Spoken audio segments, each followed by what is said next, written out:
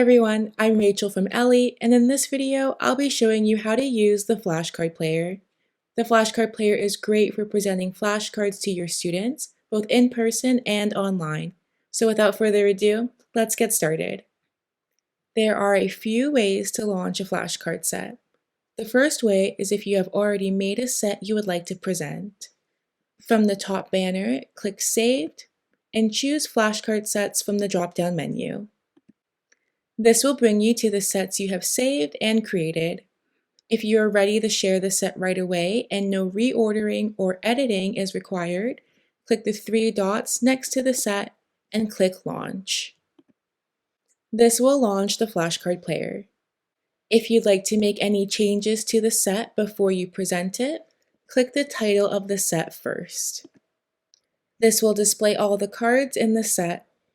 Click Edit in the top left to change any of the text, and click Reorder to change the order of the flashcards. Once all of your changes are saved, click the blue Launch button to launch the flashcard player.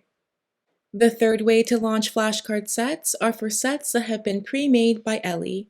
To access these sets, go to Materials in the top banner and click Flashcards from the drop-down menu.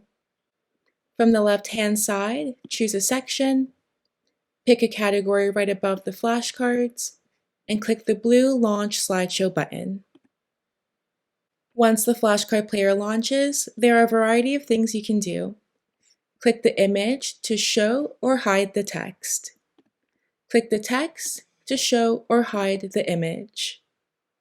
For a reminder of these instructions, you can also click the information icon in the top right corner. To listen to any audio, click the play button in the top right corner. Beige.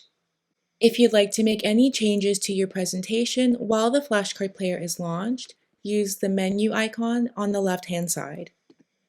Under the My Presentation tab, click Edit to change the text for any of the flashcards. Under the Settings tab, you can change the style of how the cards are presented.